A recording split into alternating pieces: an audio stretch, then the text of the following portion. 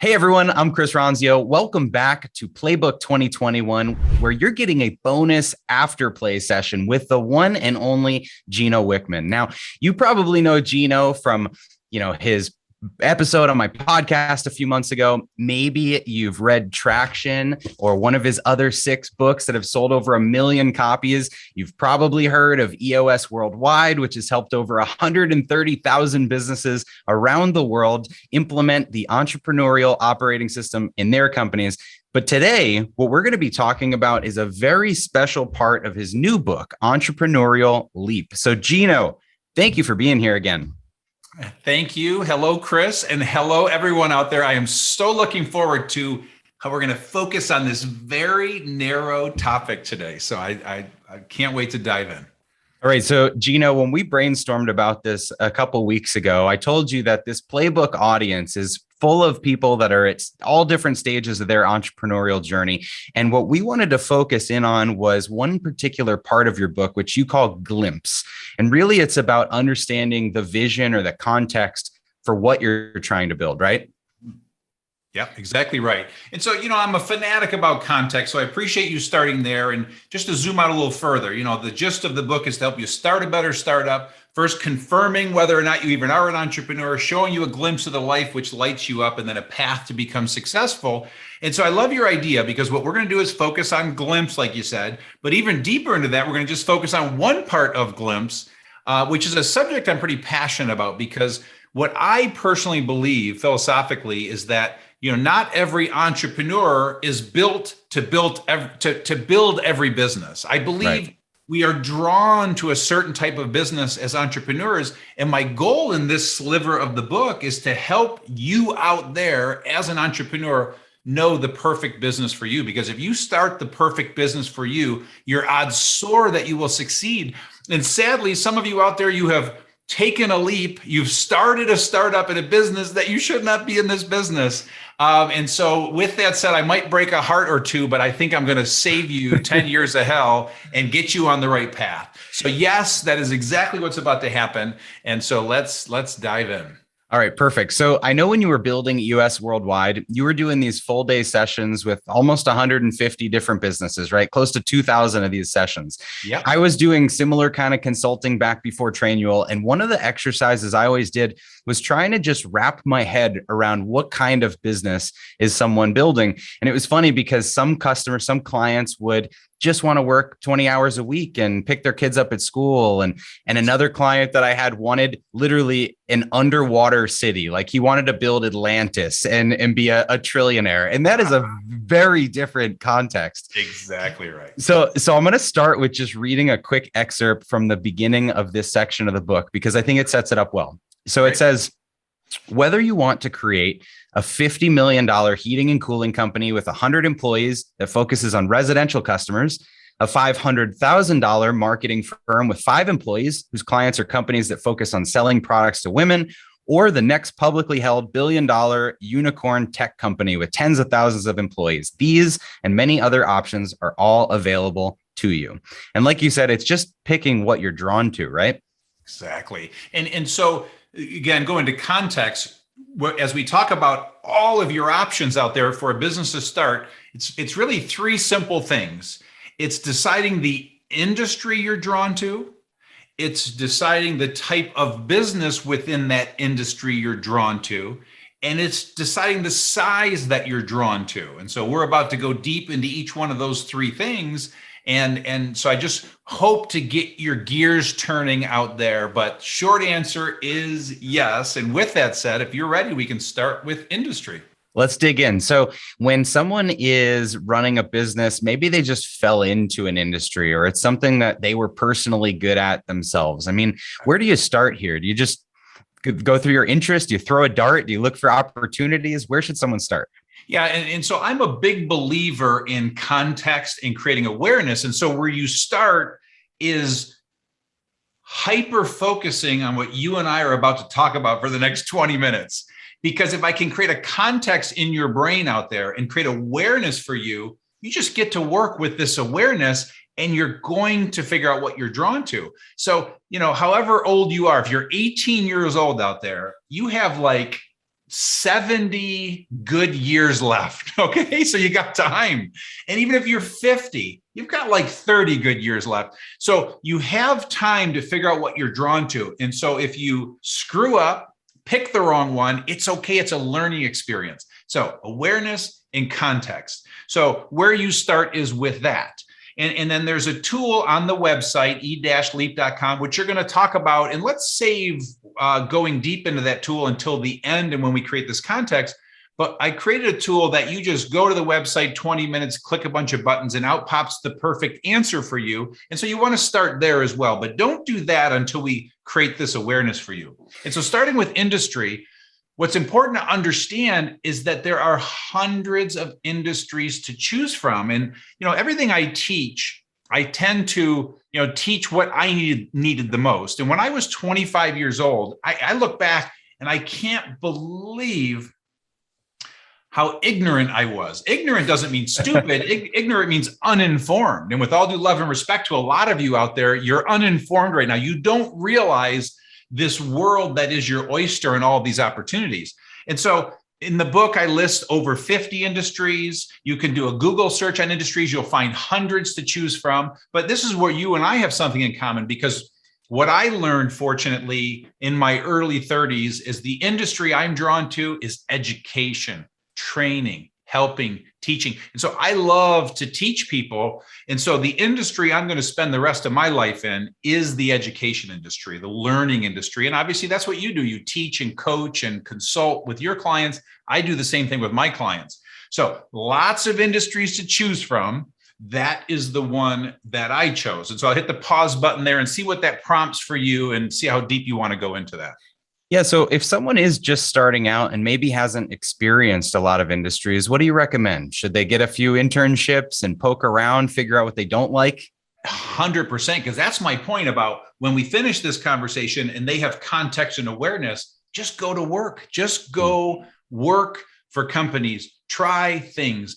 Intern, absolutely. But again, when you fill out my biz match, you might click on 4 different industries that really excite you. Yeah, go work in those 4 industries. Like I said, on average out there, you have 50 good years left. Go play around in different industries until you find one. Some of you are going to hit it right out of the chute. Some of you are going to go start a business in that industry and nail it. Some of you are going to bounce around between 5 different industries for the next 5 years, and that's okay too. Just move forward. Just do stuff, try stuff, go to work. It's amazing how many micro industries there are that you don't even know about until you just stumble into them. Like, making zippers or, I worked with someone once that made hoses that pest control companies spread their chemicals out of. And you don't even think that that's an industry that someone dominates, but there's tons of stuff out there. Yeah. And that gets to my point about my ignorance. I'm 25 years old. I'm in this family business and I'm thinking that's the only thing that exists. And all of a sudden, when I saw it all, it was like, wow, there's so much opportunity. So, I've worked with companies in the past too that have dove into an industry that they know zero about. Do you think that that is an opportunity? Is being naive about an industry, kind of looking at it from new eyes, a good thing? Or do you recommend people jump into something that they know inside and out? It's a little bit of both, because ignorance is bliss. Sometimes when you go into an industry that you know nothing about, you see it different than the people that have been in that industry for 30 years. And you tend to be the ones that disrupt and revolutionize that industry. So I think it's okay to go in blind. It's when I was 21 years old, I really thought I wanted to go into the travel industry and I was going to open a travel agent. And I went and worked for that travel agent and I sold travel for 6 months and I hated it. It's a low margin business. I mean, it's just brutal. And so, but at least I got that incredible experience for 6 months and realized, check, that's not the industry for me. And I just kept finding my way, So yeah. So whether you know the industry or you don't, if there's something in your gut, and I beg you out there, listen to your gut is always right. Just try it. And absolutely, if you know nothing about it, go learn it for 2, 3, 4, 5 years. Believe it or not, I once had a company called Ronzio Travel because I was trying to do the same thing. A friend told me I could write off my travel expenses if I owned a travel company. And I thought, hey, let's do that. That sounds great. 1% margins. I mean, it's just brutal. Yeah, it was bad. So, okay. So that's the industry. There, like Gino said, is a great list on his website, e-leap.com. We'll talk more about that later, but the first thing is just exposing yourself to all these opportunities to figure out which ones you might want to research more about or kick the tires on. So let's say that someone comes across an industry that they like, whether it's new to them or not. What's the next step to the right type of business? Yeah, perfect. And again, you're going to see, I can't remember the number, but somewhere between 50 and 200 industries in My Biz Match as you're clicking away. And so again, if you can pick up to 10 if you want, but again, see what you're drawn to. Now, all of a sudden, again, that's industry. Now we go to that second piece, which is types of businesses. So within every industry, there are now 3 types of businesses. And we're going to, again, see what you're drawn to here. And so the first thing you have to decide is, are you a product entrepreneur or are you a service entrepreneur? Those 2 businesses could not be more different from each other. And you just have to decide what you're drawn to, because in every one of those industries, there's product businesses and there's service businesses. And again, I'll always use me as an example, maybe a few of my clients, and I would love for you to share your experience to really give our audience a breadth of thoughts. But what I would start with is, I'm a service entrepreneur. I have utter disdain for products. That doesn't make products bad, because I have tons of clients in product businesses. When I look at $1 million in inventory on the shelf, it gives me the heebie-jeebies. It just like freaks me out. So I love selling the invisible intangibles. And so I'm drawn to the service industry. And so I'm selling services to my clients. So typically a service business, is charging by the hour, charging by the project. So they're charging a fee for their services. And a great example is when I took over the family business. I did a big turnaround in the first 3 years. And the family business was literally in 5 different businesses. And so I had to spin off a couple of those businesses to get the business back to its core. And this hit me recently that one of the things I did is I spun off all of our product distribution. And what I realized is I did that because of my utter disdain for it. So not that was the best decision. It was the best decision for me as an entrepreneur, but a different entrepreneur might decide to stay in the product business because they love product distribution. I wanted out of it. And I didn't put 2 and 2 together until just recently. And that was, almost 30 years ago when I did that. So the point is, I trusted my gut, and that's what I was drawn to or drawn away from. And so you got to start to decide, what kind of business do you love? And so I'll pause there and see what that prompts for you. Yeah. So being in different mastermind entrepreneur groups, does it seem like the grass is always greener? Like when you're doing services, you're envious of the product companies. And when you're shipping product, you're like, oh, if I could just show up and not have inventory. Yeah. And by the way, it's the grass is always greener in every category, because, here in Southeast Michigan, I've taken 135 clients through the EOS process. And what I love is when one client is talking about another client, and they're telling me how, oh, I wish I was in their business. It's so simple.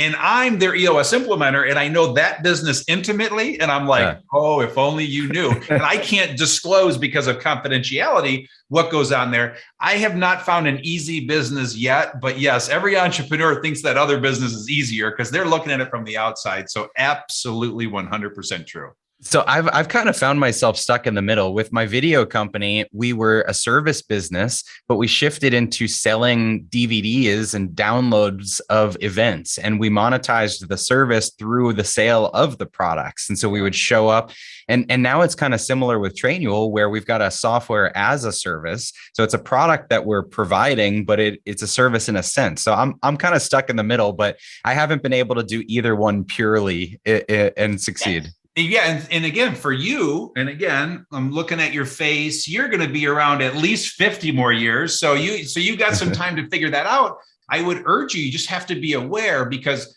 even in the business I'm in, we're moving products in the business that I'm in. I sell a lot of books, which is a product. But what I do is, for lack of a better term, I outsource that. I went and found a publisher that handles printing and distribution and storage and fulfillment.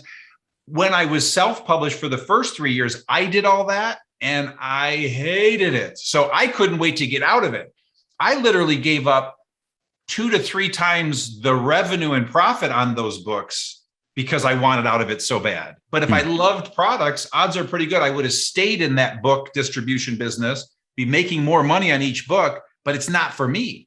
Yeah. On the other hand, another product entrepreneur would say, I love looking at all those books on the shelf and moving all those books. So again, it's a choice. And so you just got to keep checking your gut.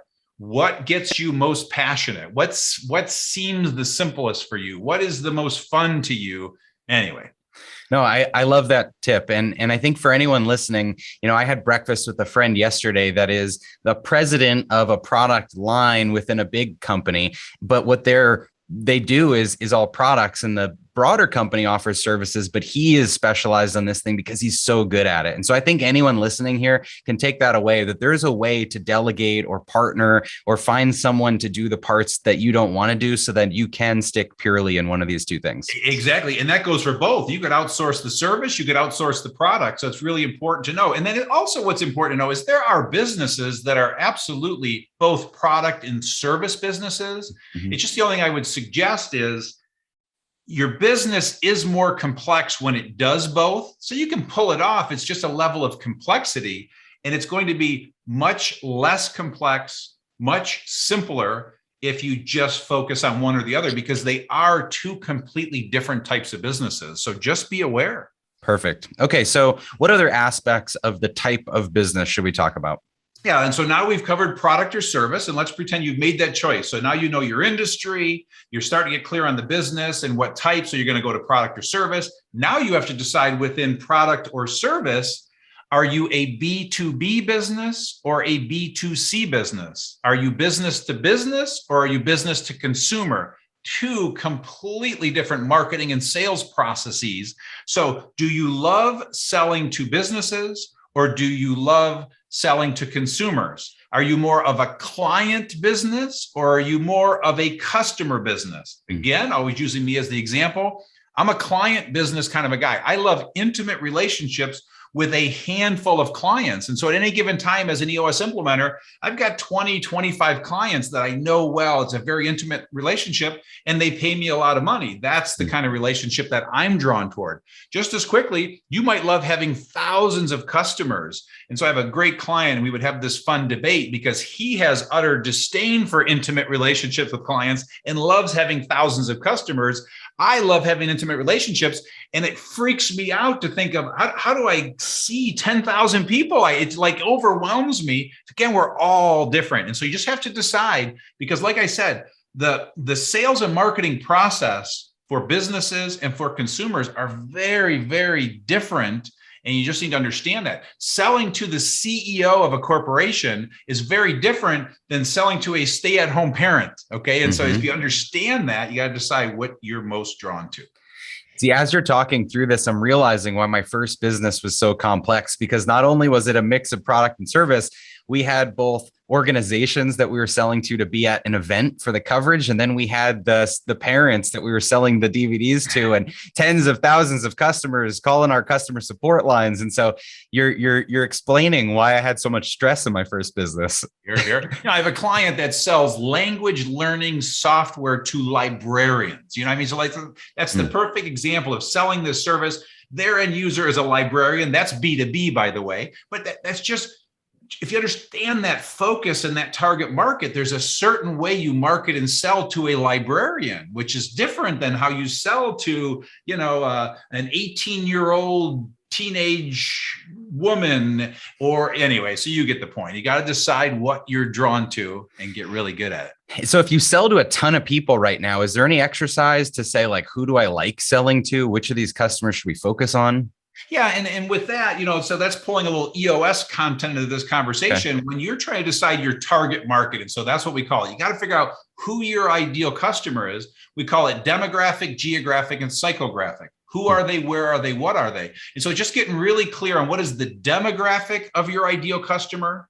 What is the geographic? Where are they? What's the reach that you're going to go? Is it your city? Is it the state? Is it the country? Is it the world? And then psychographic is the most important. And that's describing your target market. How do they think? What do they appreciate? And so really then appealing to those three things and speaking their language. What it also forces you to do is realize, to your point, if your target market is 7 billion people, there's a pretty good chance that you're probably way too unfocused. And so my urging is to try and narrow in on as tight of a target market as possible, and then put all of your energy dollars and focus on that target market, and you will absolutely sell more.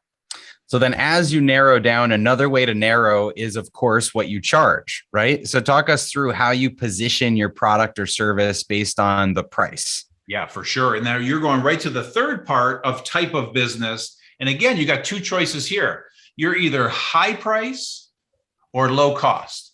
High price, low volume, or low cost, high volume. So again, using me as the example, I want to be the highest price in town. I want to be providing the highest value. I want to be the most expensive guy. So that's my style, is just high quality, high price, high value.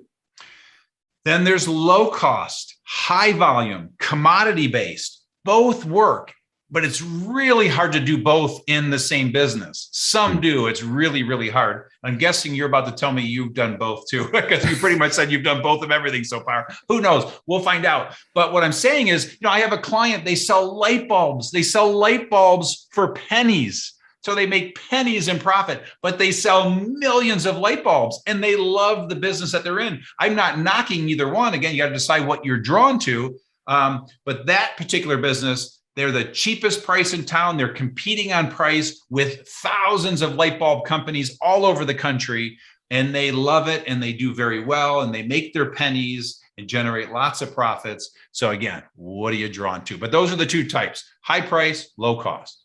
And these are also interconnected, because based on the price, you're going to attract a different type of customer, and it's got to be the type that you're passionate about, right? Exactly right. And so B2B could be low price, high price. B2C could also be low or high, but you could attract very different kind of businesses in a B2B sort of company based on being low cost or high priced. And that's what's really important. Again, we're talking about context and creating awareness. So you got all these industries, then you got these types. Product, service. Again, let's take within service. Absolutely. You can be high price. You can be low cost. You have that choice.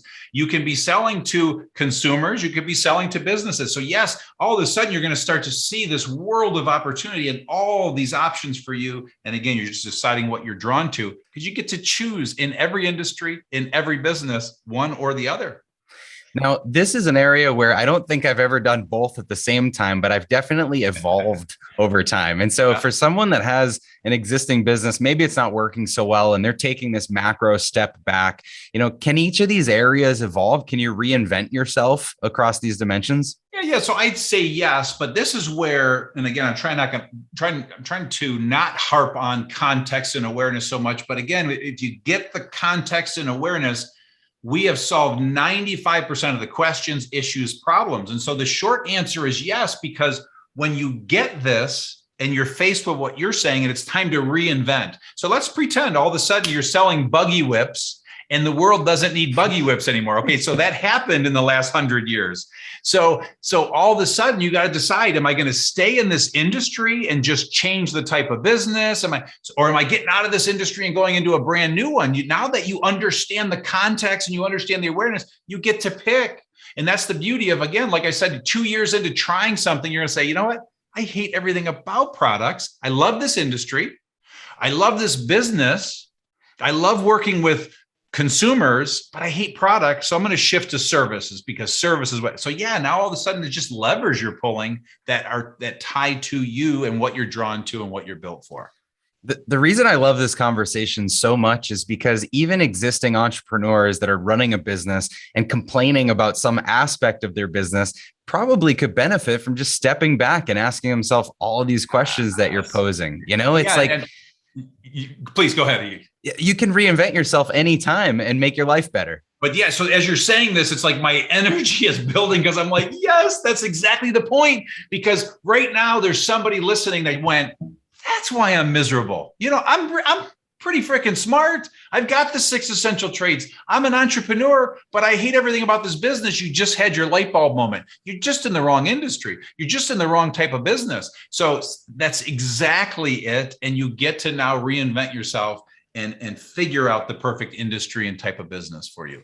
Okay. So we've covered industry. We've covered type.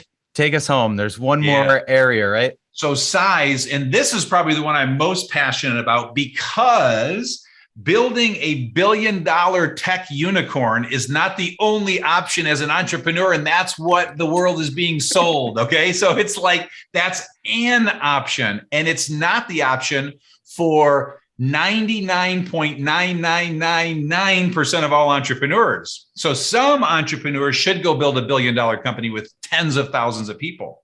But there is nothing wrong with building a wonderful $3 million jewelry company with 7 people, okay? So the point is size, revenue size, employee size.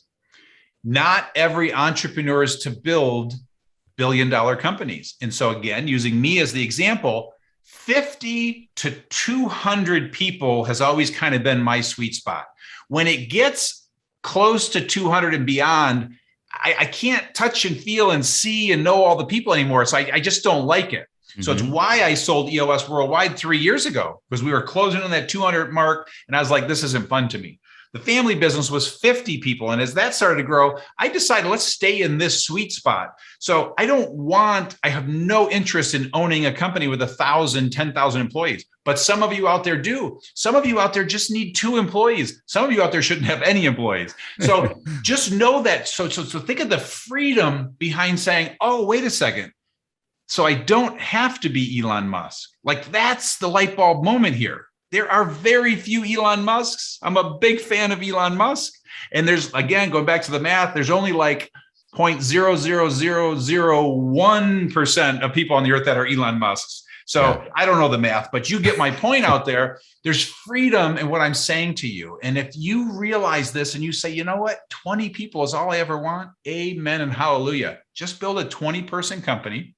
I've got a friend, he's masterful at building $10 million companies, and then he sells them off. 10 million sell, 10 million sell. He tried to build a $100 million company and the whole thing collapsed. So it took him a failure to realize I'm a 10 million company guy. So please figure that one out so that it doesn't get away from you and you're not stuck in misery building something bigger than what you should build. So one of the common misconceptions, I think, is that people think they need to build this massive revenue company in order to generate the profits that they want. And I know you have a great example of this in the book. Yeah, exactly. Well, so there are companies that generate 1% profit, and there are companies that generate a 50% profit. I am proud to say my companies have all generated 50% profit. So it's possible. Look at the pharmaceutical industry. They generate 25% profits, or did up until things maybe got a little more competitive. Software companies, 25% profit. Look at Microsoft, look at Apple. But then you've got retail companies that they fight like hell to generate a 2.5% profit, like a Walmart. So every business is different. So absolutely, it's much more about the bottom line than the top line. So you get to choose that. Typically, a service business tends to generate higher profit margins, but don't get so caught up into that. But just know that there are choices. There's this, like rule of thumb out there that people talk about, a 10% profit is the average. Certainly it's the average, but you got to understand retail and software are being rolled in that average. You are failing if your software company is only generating a 10% profit, or if one of my companies generates a 10% profit. So it's all relative.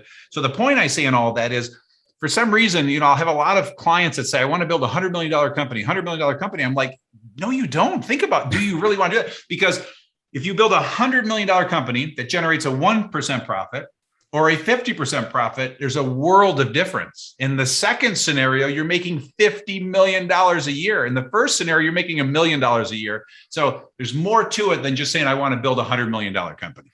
You could have a $2 million company with 50% margin and make the same amount of money, right? Hallelujah. Sometimes just think about how much simpler the $2 million company is than the $100 million company, with 1,000 people compared to your $2 million company with 25 or 40 people. Is a world of difference and a hell of a lot of money. So you mentioned your friend that is really good at building $10 million companies, and 100 was just not his thing. How do you know when the complexity of a business is just not your sweet spot versus feeling like you're backing away from growth or a challenge? Because I know a lot of entrepreneurs struggle with that. Yeah. And this is going to be so overly simplistic, but it's just, are you having fun? Are you still having fun? It seems so simple, but are you still having fun? So I sold EOS worldwide as we were closing in on 200 people. There are now almost 500 people in that company. And that leadership team is having so much freaking fun as they're on their way to 1,000 people. I want to puke. I look at that and I go, I'm so glad I have nothing to do with that anymore. But they're having a blast. So are you having fun? I would not be having fun in that scenario. And so if all of a sudden you've got this $2 million company with one location and you're 25 great people, and shoot forward in time, 10 years later, you've got 7 locations and 150 people and you're freaking miserable, somewhere between the 2 million and the whatever, you stop being happy. There's your indicator that, wait a second, maybe this isn't for me. And I would suggest to you most of the time, you're just not equipped for it. It's not for you. It doesn't make you dumb or stupid or slow or anything like that. It's just not your thing. Sometimes it's just skill, and you need to find a great coach, find a great mentor to give you the skill to go to the next level. But most of the time, again, if you go back to everything we're talking about, it's okay. And once you realize it's okay for me to be proud of this $2 million company and maximize that $2 million company and make an impact on the world, there's so much freedom in that. Gino, I love your passion, and you can tell that, if you were still running the 500-person company, you probably wouldn't be here smiling, having so much fun doing this with me. Like you live this. I'd be laying in bed every night going, I'd be miserable. So last thing I want to talk about here is, once you feel like you've checked the boxes, you've gone through these exercises and you're clear on what the vision is for what you want to build, how do you share that with the team? Like, how do you get everyone else on the same page? Yeah. And now you're getting into some EOS stuff here. And I touch on this in Entrepreneurial Leap. So it's in there, but it's all about keeping the circles connected. And, in its simplest form, I urge you to meet with your people weekly, meet with them quarterly, and then certainly annual, and keep the circles connected. And so it's all about just communication, over communication. So you'll see there's a tool in Entrepreneur Leap called My Vision Clarifier. Fill that out and share it with your people often. And then when you reach 5 or 10 employees, then shift to EOS and the Vision Traction Organizer, which is a much more robust tool for doing that. But tell them. The short answer is tell them. It's amazing how many entrepreneurs do not get that vision out of their brain and into their people's brain. They keep it a secret, and everybody's just following them and their passion. You got to tell them. Tell your people the vision and the plan often, even if you're not sure. Telling them will put it to the test. They can challenge you and you'll get clear. So tell them is the short answer. Simple answers, but powerful. So we've been teasing this all along, but you've got this great website, so many good tools on there. And one of them that goes through exactly what we covered through this session is My Biz Match. So before we got onto this call, I went through and did it myself. I went to the website, e-leap.com. I put my email in, signed up for My Biz Match, and it was just this simple multi-step tool where I got to pick the industries and the size and brainstorm ideas on what I really wanted to build.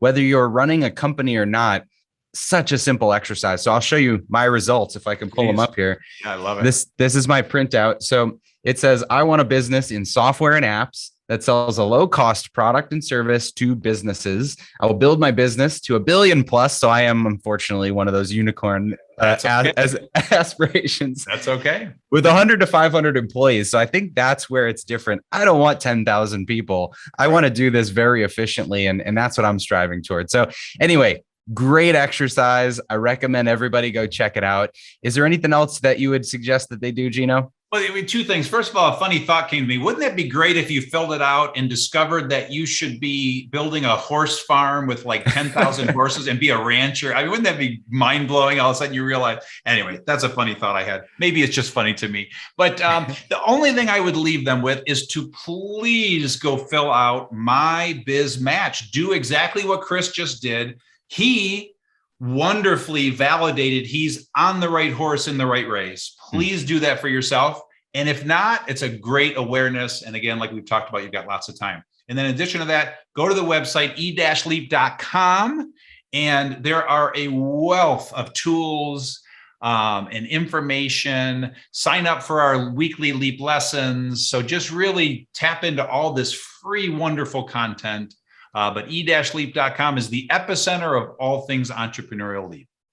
So everyone listening to this Playbook 2021 audience, Gino is pouring his life into this. He just wants to serve entrepreneurs and help people get started with this journey. So please go check it out. Get the book. It's a fantastic book. Send it to everyone that you know. Tell everybody to go fill this out if they have aspirations of being an entrepreneur. And for those of you that are running a business already, please take a step back every once in a while. And like Gino says, make sure you're on the right track. Make sure you're on the right horse in the right race, and you can continue down that path to build the company that you're envisioning. If you're just getting started, go check out the other interview we did too, because Gino and I walked through the whole framework of the book, which is a fantastic intro to everything that you need to know about Entrepreneurial Leap. Gino, you already gave him the website. Anything else you want to say to close this out? I think we've covered it all, Chris.